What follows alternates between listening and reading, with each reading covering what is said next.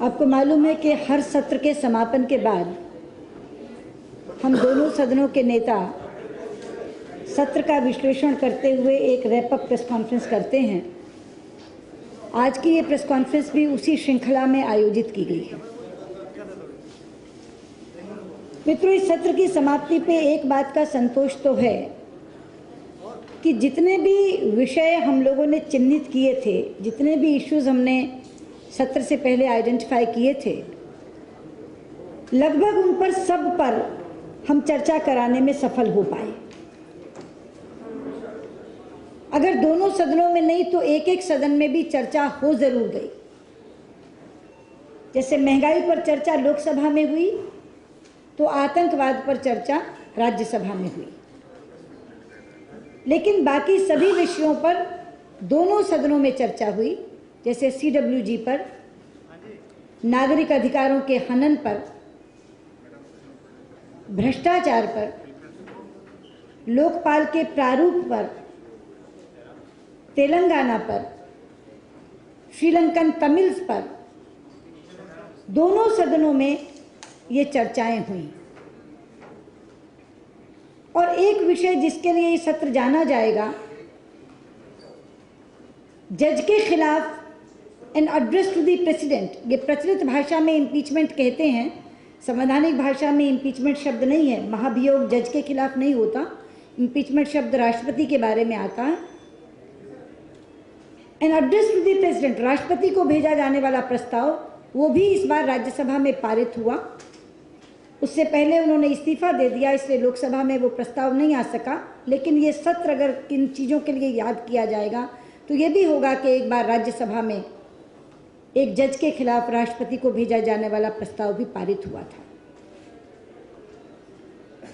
और एक बात का हमें और संतोष है कि सत्र के प्रारंभ में सरकार के बुरे प्रबंधन के कारण विपक्षी एकता टूटती हुई दिखी थी। महंगाई के प्रस्ताव पर एक साझा प्रस्ताव तैयार हुआ था। कायदे से सरकार के प्रबंधकों को अन्य दलों से बात करनी चाहिए थी उसके बारे में, उन्होंने नहीं की। हमने अपनी ओर से की तो भी ऐसा लगा जैसे विपक्षी एकता में दरार आ गई है। लेकिन हमें संतोष है इस बात का कि बहुत जल्दी हम उस मामले को संभालने में कामयाब हो गए और अंत तक आते आते वो विपक्षी एकता बहुत पुष्ट होती हुई दिखाई दी, बहुत पुख्ता रूप में दोनों सदनों में दिखाई दी। और इसके विपरीत सरकार का अंतर्विरोध बार बार उजागर होता रहा। और अन्ना हजारे के संबंध में तो यह अंतर्विरोध बहुत मुखर होकर सामने आ गया। दो चिंतन धाराएं सरकार में चल रही थी। एक धारा चाहती थी ताकत से इस आंदोलन को कुचल दिया जाए और दूसरी धारा चाहती थी शांतिपूर्वक समाधान निकले।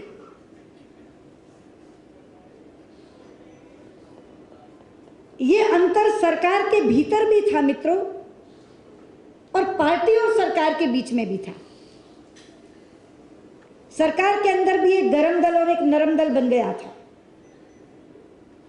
कुछ मंत्री चाहते थे किसी तरह का हल निकालना नहीं चाहिए, किसी तरह की बातचीत नहीं होनी चाहिए, लेकिन कुछ लोग चाहते थे कि नहीं, बात करके समाधान निकाल करके सत्र को चलाना चाहिए। पार्टी और सरकार के बीच का अंतर तो लोकसभा में ही उजागर हो गया जब कांग्रेस महासचिव ने स्वयं आकर के एक धारा दे दी कि किसी आंदोलन का समाधान करना कोई बड़ा महत्वपूर्ण विषय नहीं है। उन्होंने लोकपाल को संवैधानिक बॉडी बनाया जाए, एक नया आइडिया हाउस के अंदर रख दिया। और यही अंतर विरोध स्पोर्ट्स बिल में दिखा। ये जानते हुए कि सरकार के बहुत से लोग इससे सहमत नहीं होंगे, MOS स्पोर्ट्स ने उसको पुश करने की कोशिश की।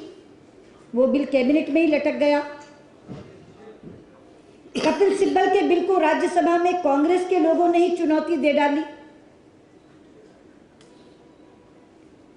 तो सरकार में कोहेसिवनेस नहीं है, सरकार में एकजुटता नहीं है, उनकी सोच में एक रूपता नहीं है। ये पूरे सेशन का अगर हम कॉमन थ्रेड कहें तो वो एक सांझे धागे के रूप में दिखाई दिया। इसके विपरीत विपक्ष एकजुट था, उसकी सोच में एक रूपता थी और हर डिबेट में, हर चर्चा में विपक्ष ने सरकार को कटघरे में खड़ा किया और एक अपर हैंड ऑपोजिशन का हर चर्चा के अंदर रहा। तो जब हम विश्लेषण करते हैं इस पूरे सत्र का तो एक संतोष के भाव से करते हैं, लेकिन दो विषय हमें चिंतित करते हैं। एक है गुजरात में लोकायुक्त की नियुक्ति, जिस पर हमने 4-5 दिन कार्यवाही बाधित रखी, लेकिन वो विषय भी सरकार के अंतर्विरोध की भेंट चढ़ गया। सरकार में बहुत बड़े पदों पर बैठे हुए लोगों से ये संकेत मिलते रहे कि संविधान का उल्लंघन हुआ है।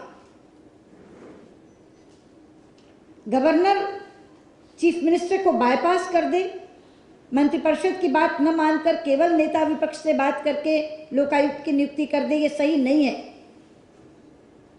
लेकिन वहां भी उनकी राज्य इकाइयों के दबाव में वो उसका समाधान नहीं कर पाए।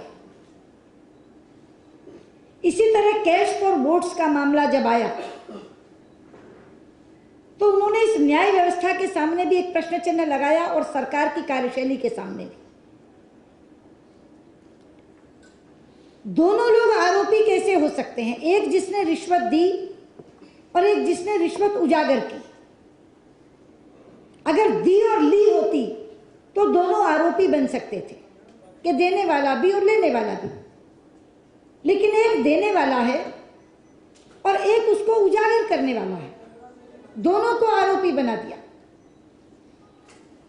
और जो बेनिफिशियरी हुए, जो लाभार्थी हुए, उनमें से न कोई अभियुक्त है न कोई आरोपी। इसीलिए कल आडवाणी जी ने बहुत भावनात्मक रूप से इस मुद्दे को उठाया और उन्होंने इसकी नैतिक जिम्मेदारी ली कि मैं नेता प्रतिपक्ष था, अगर मेरे सांसदों ने ये काम किया तो अगर वो गुनहगार हैं तो नैतिक रूप से मैं भी जिम्मेदार हूं।